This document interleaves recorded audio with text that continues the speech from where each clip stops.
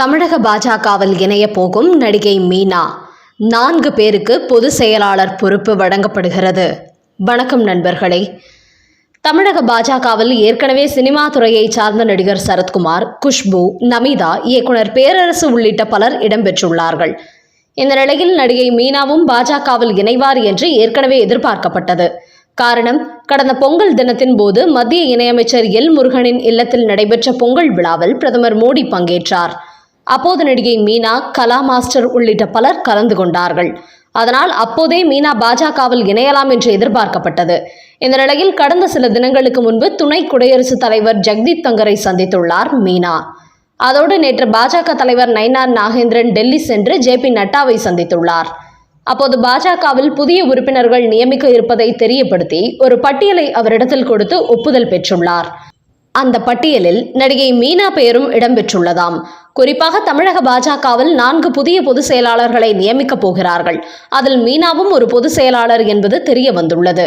வெகு விரைவிலேயே புதிதாக நியமிக்கப்படும் நிர்வாகிகள் குறித்த பட்டியலை தமிழக பாஜக மாநில தலைவர் நயினார் நாகேந்திரன் வெளியிடுவார் என்றும் கமலாலய வட்டாரங்களில் ஒரு தகவல் வெளியாகியிருக்கிறது. அதேபோல் ஏற்கனவே பாஜகவில் இடம்பெற்றுள்ள குஷ்பு, நமிதா, விஜய் தாரணி, கே.டி. ராகவன் ஆகியோருக்கும் தற்போது மாநில அளவிலான பொறுப்புகள் வழங்கப்பட உள்ளன. அதனால் மீனாவுடன் சேர்ந்து 5 பேர் விரைவிலேயே தமிழக பாஜகவில் முக்கிய பொறுப்புகளில் நியமிக்கப்பட உள்ளார்கள். இவர்களில் 4 பேருக்கு பொதுச் செயலாளர் பதவி கொடுக்க போகிறார்கள்.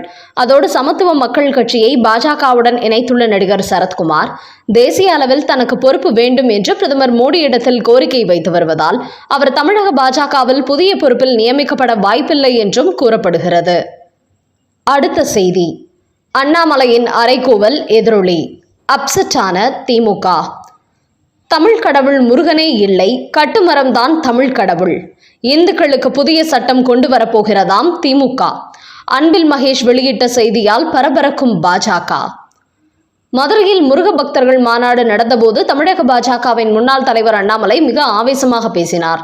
குறிப்பாக தமிழ்நாட்டில் திராவிட கட்சிகளால் இந்து மக்கள் புறக்கணிக்கப்படுகிறார்கள், இந்துக்களின் உரிமைகள் பறிக்கப்படுகிறது, இந்துக்களை எதிரி மனப்பான்மையுடன் திமுக பார்க்கிறது என்பது உள்ளிட்ட பல விஷயங்கள் குறித்து பேசியிருந்தார் அண்ணாமலை. அதோடு கடந்த 60 ஆண்டுகளாக இந்துக்களை சாதி ரீதியாக பிரித்து ஓட்டு வேட்டையாடி வரும் திமுகவுக்கு இனிமேல் இந்து மக்கள் தர்ம அடி கொடுக்க போகிறார்கள். காரணம், இந்து மக்களிடையே இருந்த சாதி பாகுபாடு என்பது இப்போது குறைய தொடங்கிவிட்டது. ஆன்மீகத்தில் அனைவரும் ஈடுபாடு காட்ட தொடங்கிவிட்டதால் இந்துவாக தங்களை வெளிப்படுத்த தொடங்கிவிட்டார்கள். அதனால் இனிவரும் காலங்களில் சாதி ரீதியாக இந்துக்களை திமுக தொண்டாட முடியாது என்று பேசியிருந்தார் அண்ணாமலை. அது மட்டுமின்றி பள்ளிக்கூடங்களில் இந்துக்களின் அடையாளங்களை அழிக்க நினைக்கிறார்கள். வட இந்தியா பள்ளிகளில் இந்து மாணவர்கள் ருத்ராட்ச கொட்டை அணிந்து சென்றார்கள். ஆனால் தமிழ்நாட்டு பள்ளிகளில் இந்து மாணவர்கள் திருநீர் அணிந்து செல்ல அனுமதி இல்லை. அதே சமயம் மற்ற மதங்களை சார்ந்தவர்கள் மத அடையாளங்களை வெளிப்படுத்தும் வகையில் உடை அணிந்து சென்றால் அதற்கு தமிழக அரசு எந்த தடையும் போடுவதில்லை. இந்துக்கள் விஷயத்தில் மட்டும் இவர்கள் அடக்குமுறையை கையாளுகிறார்கள் என்று ஆவேசமாக பேசிய அண்ணாமலை, சாதி ரீதியாக பிளவுபட்டு கிடந்த இந்து மக்களை தமிழ் கடவுள் முருகன் ஒன்றுபடுத்தி இருக்கிறார். இனிமேல் இந்த ஒற்றுமையை யாராலும் பிரிக்க முடியாது. முருகனின் அருளால் தமிழ் மக்கள் ஒன்றிணைந்து விட்டார்கள். இனிமேல் எங்களால் இந்த தமிழ்நாட்டில் எத்தகைய மாற்றத்தையும் கொண்டு வர முடியும். அந்த வகையில் நாங்கள் பல சாதிகளாக இருந்தாலும் தமிழ் கடவுள் முருகன் முன்பு தமிழர்களாக தலை நிமிர்ந்து நிற்கிறோம் என்றும் அண்ணாமலை அதிரடியாக பேசியிருந்தார்.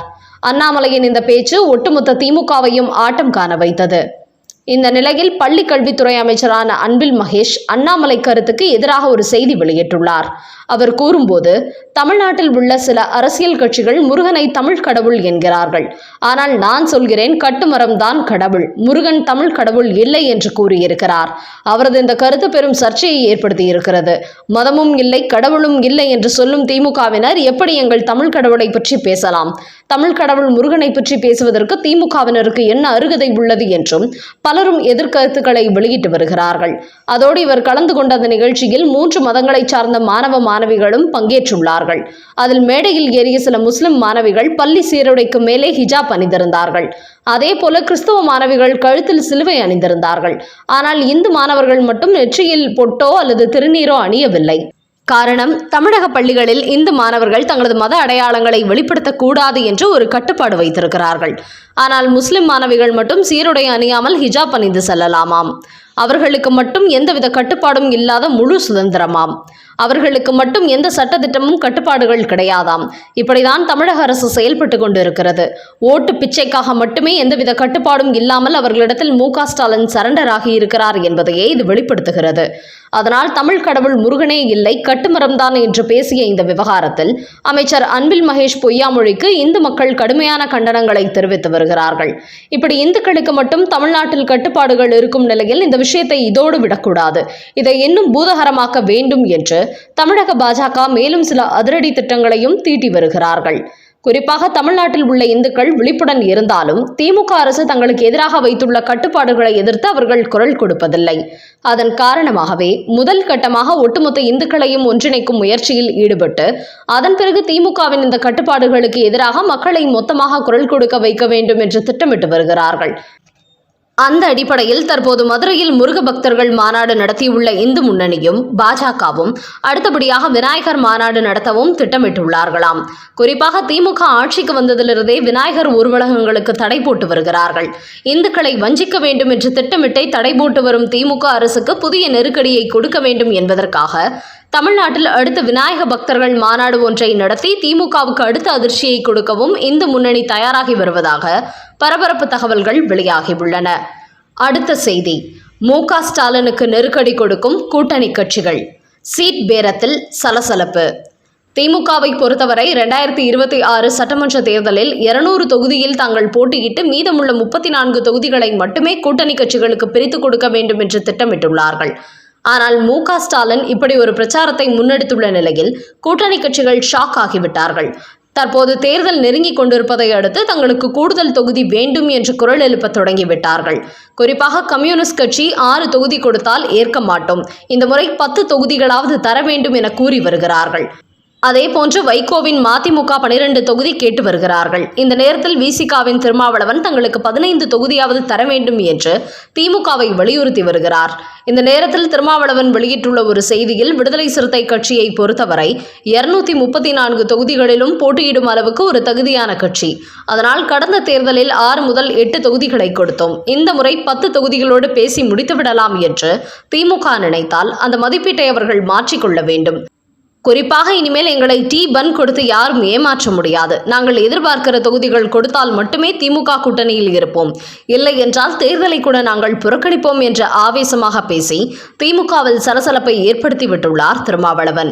ஆனாலும் திமுக கூட்டணியில் உள்ள எந்த கட்சியும் கூட்டணியை விட்டு வெளியேற மாட்டார்கள். இவர்கள் எல்லாம் திமுகவின் கொத்தடிமைகள். அதனால் வெளியேறுவது போன்று நெருக்கடியை மட்டுமே கொடுப்பார்கள். குறைவான தொகுதிகளை கொடுத்து தேர்தல் நிதியை வெயிட்டாக கொடுத்துவிட்டால் வாயடைத்து விடுவார்கள் என்பதே நிதர்சனமான உண்மை. ஈரானை மீண்டும் எச்சரித்த அமெரிக்க அதிபர் டொனால்ட் ட்ரம்ப். இஸ்ரேல் ஈரான் நாடுகளுக்கிடையே கடந்த 12 நாட்களாக போர் நடைபெற்று வந்த நிலையில் அமெரிக்க அதிபர் டொனால்ட் ட்ரம்ப் போரை நிறுத்துமாறு கேட்டுக்கொண்டு வந்தார். அதோடு ஈரானின் அணுசக்தி நிலையங்கள் மீது குண்டுகள் வீசி தாக்குதல் நடத்தினார். அதன் பிறகு ஈரான் போர் நிறுத்தத்துக்கு சம்மதம் தெரிவித்தது. இதன் காரணமாகவே தற்போது ஈரான் இஸ்ரேல் நாடுகளுக்கிடையே போர் முடிவுக்கு வந்துள்ளது. இந்த நேரத்தில் அமெரிக்க அதிபர் டொனால்ட் ட்ரம்ப் வெளியிட்டுள்ள இன்னொரு செய்தியில், ஈரான் நாட்டினால் இப்போதைக்கு அணுசக்தியை தயாரிக்க முடியாது. நாங்கள் வீசிய குண்டுகளால் அவர்களின் அணுசக்தி நிலையங்கள் பாதிக்கப்பட்டுள்ளன. இதனால் அவர்கள் அணுசக்தி திட்டங்கள் 10 ஆண்டுகளுக்கு பின்னோக்கி சென்றுள்ளது.